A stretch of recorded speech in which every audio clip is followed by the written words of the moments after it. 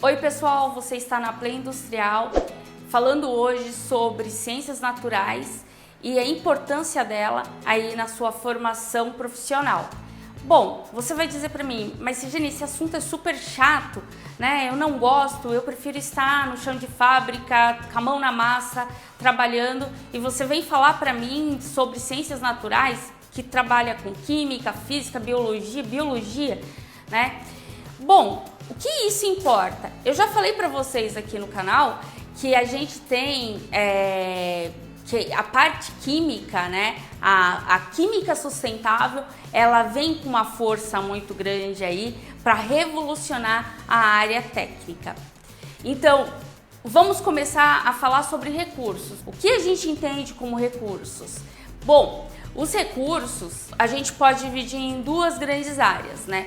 Os recursos que são antrópicos, ou seja, aquele que já teve todo um processamento, mas que a gente utiliza como ferramentas. Então, a gente vê aqui um celular, a gente percebe aqui algumas ferramentas. Esses são recursos. Recursos são, então, qualquer dispositivo que te ajuda no dia a dia para o trabalho.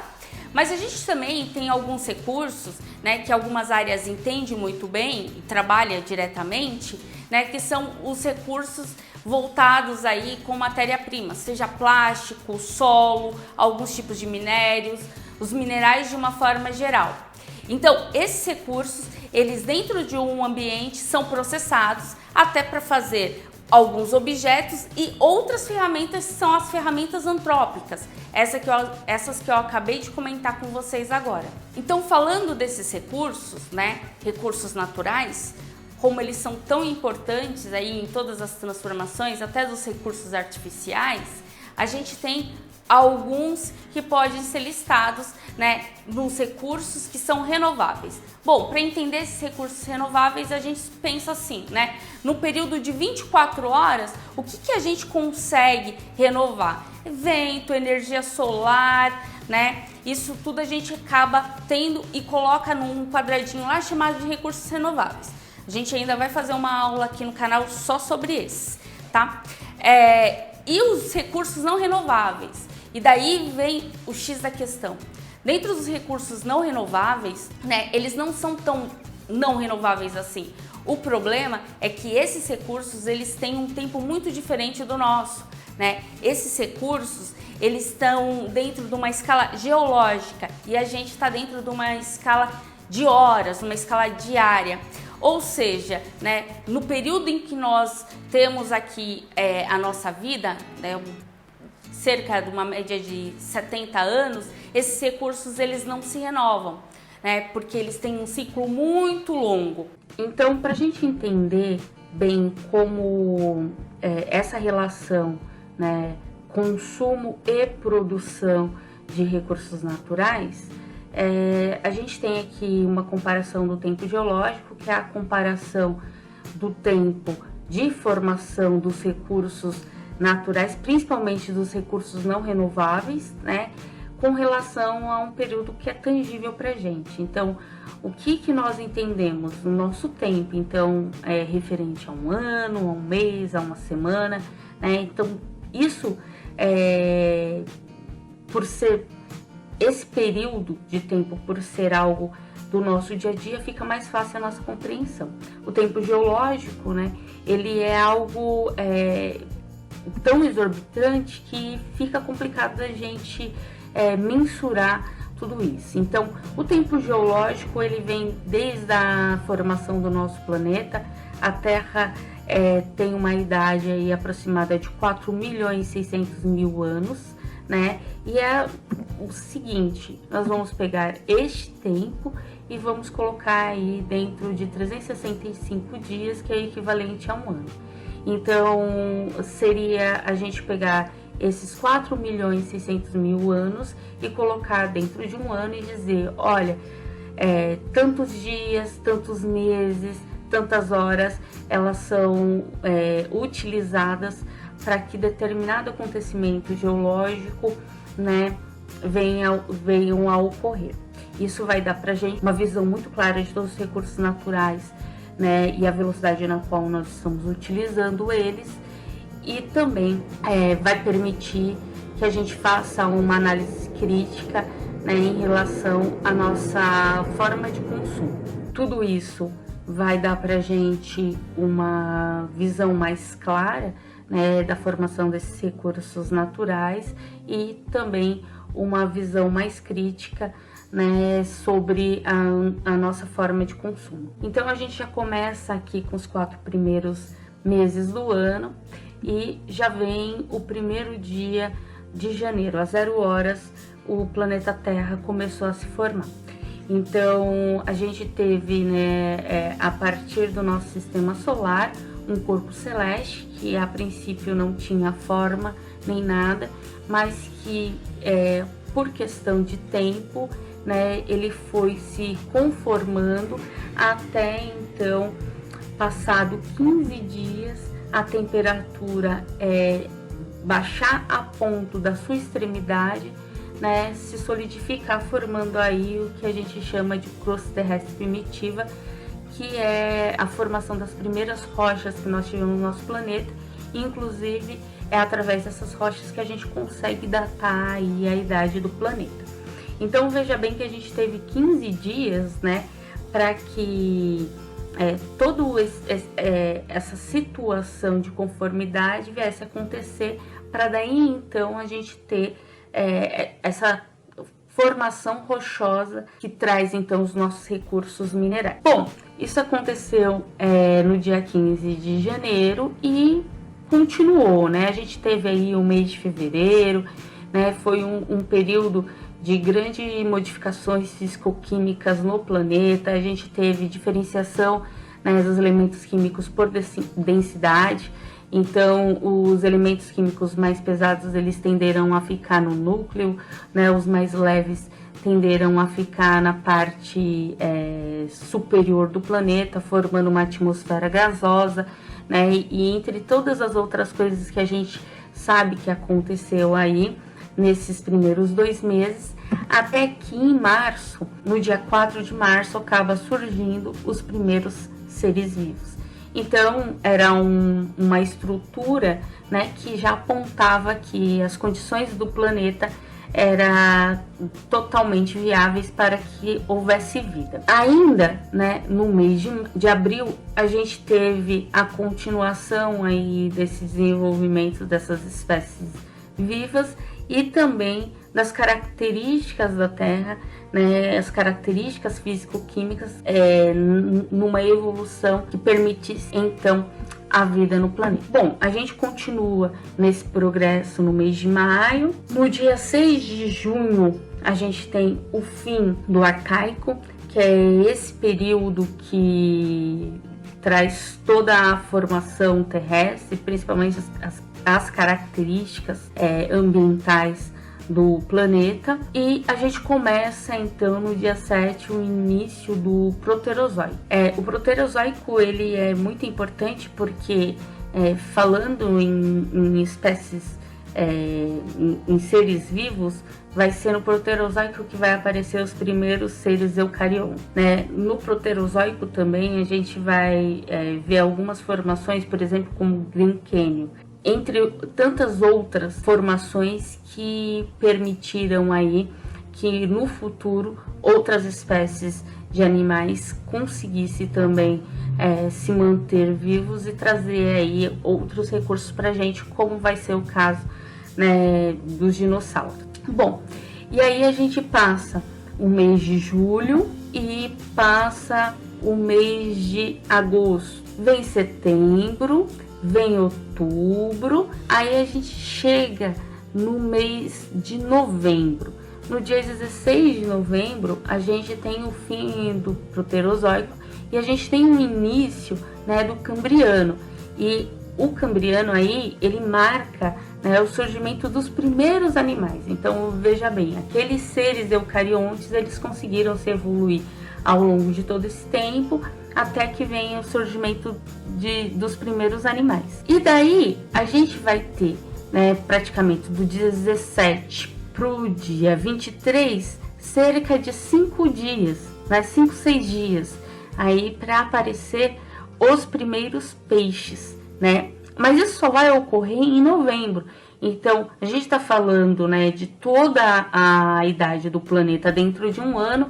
A gente esperou aí chegar 2 meses para que a Terra tivesse uma condição de manter vida, né? A gente esperou, então, de fevereiro a novembro, vários acontecimentos até que a gente tivesse realmente surgimento dos primeiros animais e os primeiros peixes aí quase no final do mês de novembro. Bom, o mês de dezembro ele é marcado, né, por acontecimentos importantíssimos como o Paleozoico, o Mesozoico, o Cenozoico, que a gente consegue ver melhor até aqui. No dia 14, a gente tem o surgimento então dos dinossauros. E no dia 18, a gente tem o surgimento das primeiras aves.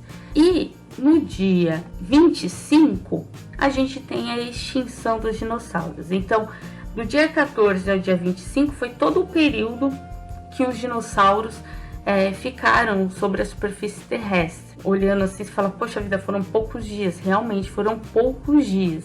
E entre a extinção dos dinossauros e o surgimento dos grandes mamíferos, né, nós podemos dizer que são questões de horas. E aí tem o surgimento da megafauna.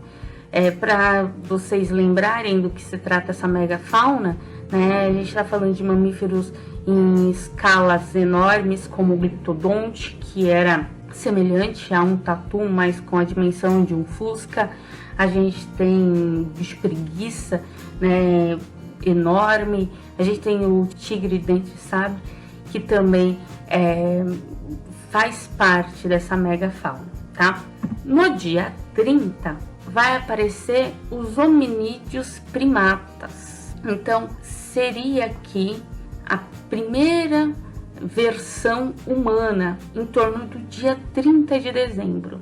Considerando que agora que a gente está falando no último dia, né, do ano, dia 31 a 0 horas, então, como se fosse ontem, só ontem, apareceu aqui o homem.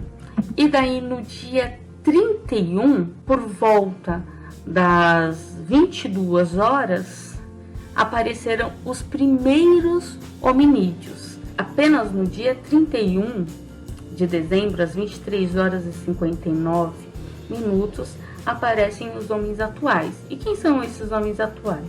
Somos nós, né? Dentro dessas características, né, do intelecto desenvolvido, né, uma postura física com um polegar opositor. Então, todas essas características, né, que distinguem os homens atuais apareceu há cerca de 1 minuto. Então, toda a história da humanidade, ela está dentro deste 1 minuto. E toda a história do nosso planeta está aí dentro de 1 ano. Assim, podemos perceber qual é essa relação, né, nossa com o planeta. Apenas 1 minuto nós estamos aqui, o planeta está dentro de 1 ano inteiro, mas nesse 1 minuto nós estamos fazendo mudanças drásticas, né, utilizando recursos que demoraram meses, dias, né, dentro dessa analogia para ser formado. A gente tem 15 dias aguardando para ter uma conformação terrestre. Nós temos 9 meses aguardando o desenvolvimento da vida e de repente a gente em 1 minuto conseguindo fazer várias modificações. Dando continuidade a essa comparação, eu separei algumas questões aqui, né, dentro deste 1 minuto. Então, aqui às 0 horas é esse momento no qual nós estamos conversando, tá? Coloquei uma linha do tempo só para mencionar algumas coisas. Então, às 23 horas e 59 minutos, eu coloquei aí que está em cerca de 200 mil anos. A gente tem uma variação de 200 a 70 mil anos, mas eu fiz isso para ficar mais abrangente, uma variação aí de 200 mil anos, né? E aí a gente tem a Revolução Neolítica, cerca de 10 mil anos atrás. Essa revolução ela é importantíssima porque tem uma mudança na forma de vida dos seres humanos. E através dessa revolução, o homem passa a viver em sociedade, né? Ele tem a produção artesanal, domínio da agricultura para subsídio familiar. Através desta revolução, começou-se a ter a produção de alguns bens de forma artesanal, e nesse momento o que mais chama a atenção e eu gostaria de ressaltar é que as transformações humanas, né, na paisagem e no meio ambiente é extremamente pequena. Então nós vamos dessa revolução neolítica, passa-se muitos anos, que a gente vai até a primeira onda, ou que é chamado a primeira revolução industrial, que ocorreu em torno do ano de 1760 e 1850. Essa revolução ocorreu porque a principal forma de manufatura, que era artesanal, ela se modificou e passou a ter máquinas. Então a gente teve como característica o surgimento de diversos tipos de máquinas. Com as máquinas houve o surgimento das indústrias.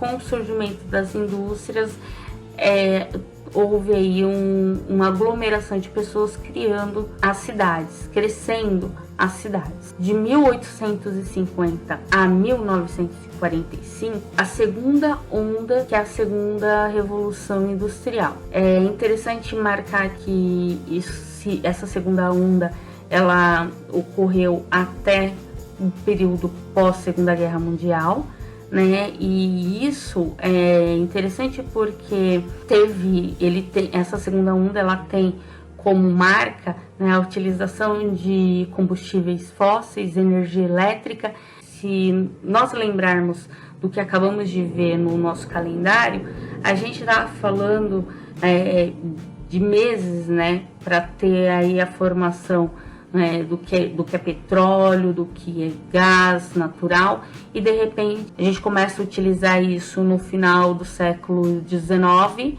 e meados do século XX, e a gente já consegue ver tantos danos. Depois, a partir de 1950, a gente tem a marca da terceira onda, que é a terceira revolução industrial. Ela tem como principais características a base como o desenvolvimento acadêmico de diversas áreas do conhecimento. Então, muitas áreas do conhecimento se desenvolveu de forma acadêmica no período pós-guerra e se manteve aí para dar força porque a gente chama da terceira revolução industrial. Também traz aí um assunto muito interessante, que é a tecnologia, porque ela vem junto com a globalização. A globalização ela diminui as distâncias, né, e facilita as transações comerciais. Bom, essa terceira onda ela vem até os dias atuais, porque esses dias atuais a gente está em vias de a quarta revolução industrial ou a quarta onda. Essas revoluções, né, elas não são marcadas como um calendário, um dia, hora e tudo muda, né? Elas têm aí um período de adequação. Então essa quarta revolução industrial ela promete aí uma revolução tecnológica, onde tudo que nós conhecemos vai estar conectado pelas tecnologias.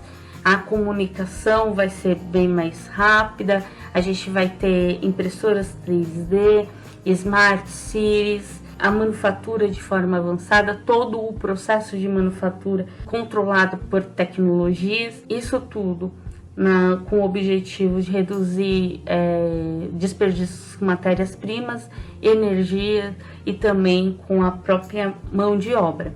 Mas, em contrapartida, há uma esperança muito grande ainda dentro dessa revolução industrial, a gente conseguir reverter os principais danos ao meio ambiente, que a gente nota que surgiu a partir da segunda década de 1700 e vem até os dias atuais. Questão, então, de aproximadamente 250 anos, a gente conseguiu fazer uma modificação impactante no nosso planeta.